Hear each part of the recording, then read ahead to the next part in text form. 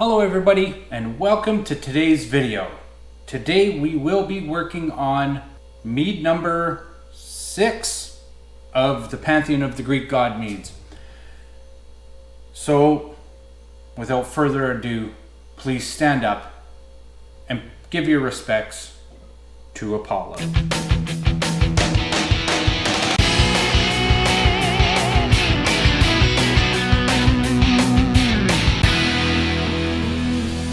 Okay, so Apollo, twin brother to Artemis. This one was a very difficult one at the beginning to try to figure out how to do his mead. I mean, he's the god of archery and the lyre, whatever it is. The instrument that Hermes traded him for. He was also the god of light. Many people basically consider him to be the god of the sun. This is not true. That title belongs to Helios. Apollo is technically the god of sunlight. So how do I do that into a mead? But he was also the god of prophecy, of the arts, the harvest. He was also the god of the laurel tree. Again, how am I can't get my hands on any laurels that I know of. He was also the most renowned and revered of all the gods, even more than Zeus, his father. And he was typically the epitome of male beauty, which is kind of funny considering he was very, very unlucky in love. This is all due to a little bit of a competition and spitefulness between him and Eros. That is a very interesting story. You should definitely go research it. But let's get on to making this mead. As I dug into him a little bit further, he is also the god of prophecy, of medicine, music, like creativity in the arts, the search for truth. So I hemmed and hawed a lot, and I finally settled on some ingredients to include into this mead. So let's get to making it. So as I said, this was a very difficult mead to really try to put together. I mean, there was a lot of things I could have pulled from, but they were just really weird. So I kind of settled more towards the healing and medicine aspect of his symbolism for this. So what we're going to do is, in my bucket, I already have 3 pounds of wildflower honey. As we all know, honey is great for your health. I also have here 1 gallon of sun water. What is sun water? Well, let me tell you. In witchcraft and witchcraft spells and stuff, there's a lot of symbolism with water. You can make like moon water, sun water, that kind of stuff. For this mead, I made sun water. It simply is just 1 gallon of water. I filled my container up with water. You take it outside where the sun can reach it, and you just ask the sunlight to bless it and give it its strength, and just spend some time with it. I did about a half an hour with this, and then just leave it out in the sun and leave it there. The energy of the sun will charge it, and just make sure you bring it in before it gets dark. I know it sounds like some crazy hocus pocus stuff, but boy do I have some stories to tell about this. But I don't have the time for that. Anyways, what we're gonna do is I'm going to add 1 gallon of my sun water to my honey, and I'm gonna give that a really good mix, get that honey all incorporated into it, and then I'm gonna take a quick gravity reading to see where we're sitting at. I'm gonna aim for probably about 12 to 13%, and I'll make adjustments till there. And I guess I'll just cut to where I get to that point.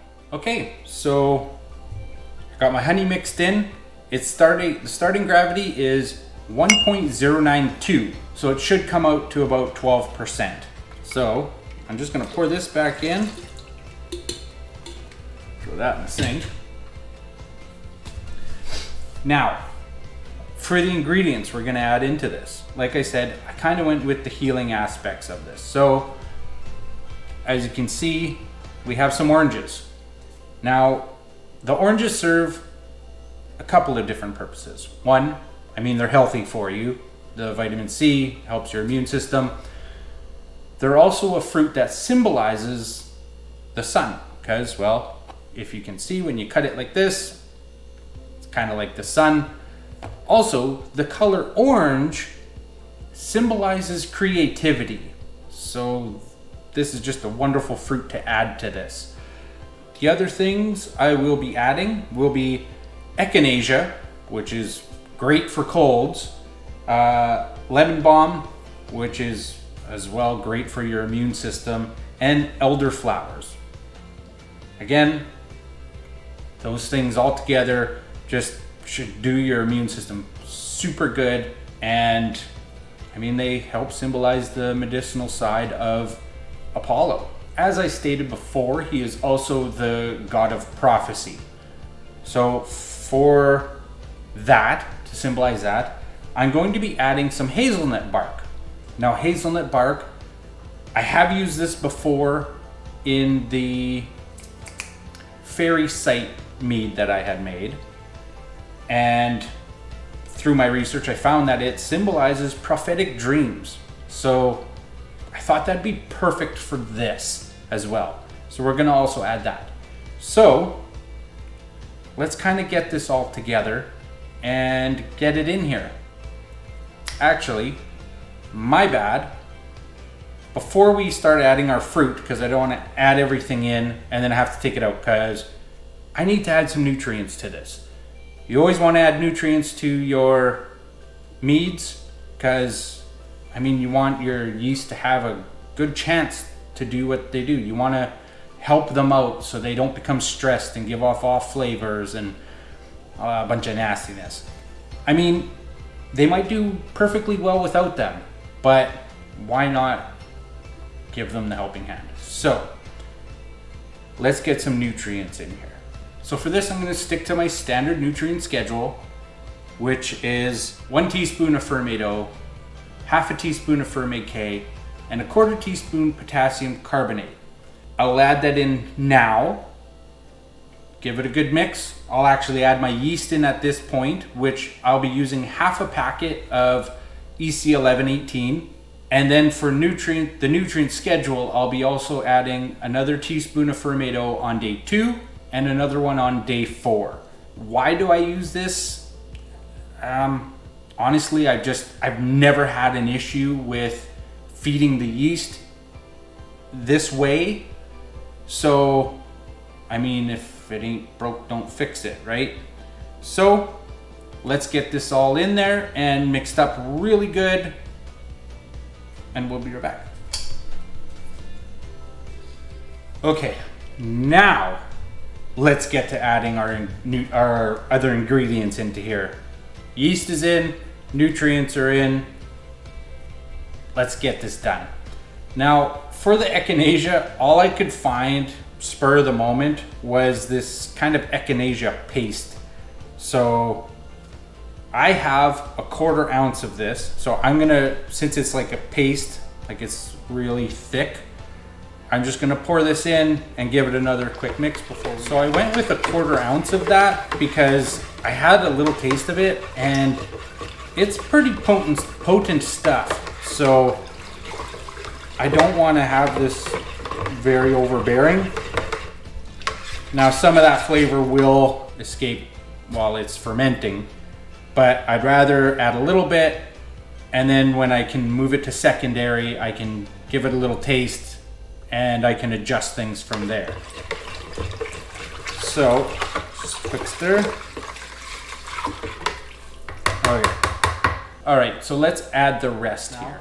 My elderflowers actually already come in a little pouch, so I'm simply just gonna throw that in there. There's no sense double bagging it.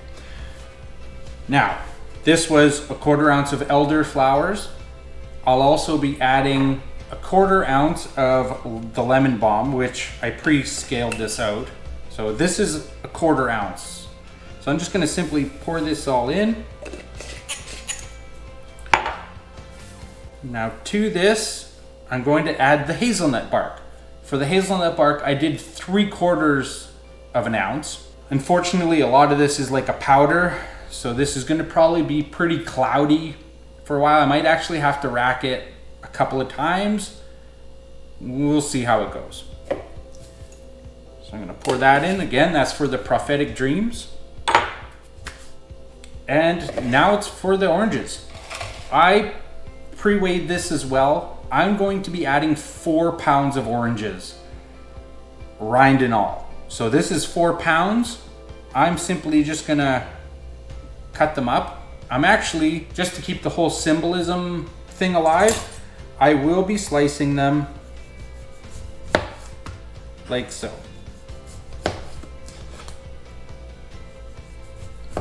Because I love my symbolism. So we're going to be adding a bunch of little suns to the mead. I will be throwing these in the bag as well, because honestly, it's just so much easier to just lift out the whole bag, give it a good squeeze, put it off to the side so you can empty it out later, and then you can just let it sit for another day or two to let everything kind of settle down, and then rack it into secondary, as opposed to having a whole bunch of little bits of stuff floating around on you. So I'm gonna finish cutting these up, and then we'll get to finishing off this mead.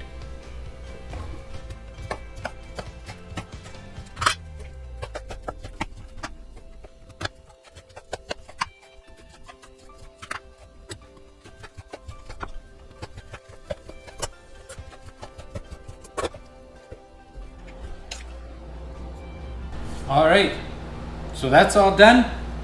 Now we're just simply going to pop that in there. And yeah, look at a lot of that hazelnut bark just went right through. So we're just gonna add that. Like I said, it'll probably make things cloudy in the end, but I quite frankly don't give a shit. So there's that. I'm just gonna slap a lid on and an airlock, and this bad boy's done. Other than that, that's all I have for you today. I know with this mead, I didn't really go into any like backstories of Apollo. There are quite a few great stories about him. Obviously, if he's the most revered and respected and the most renowned, he's obviously got to have some great stories.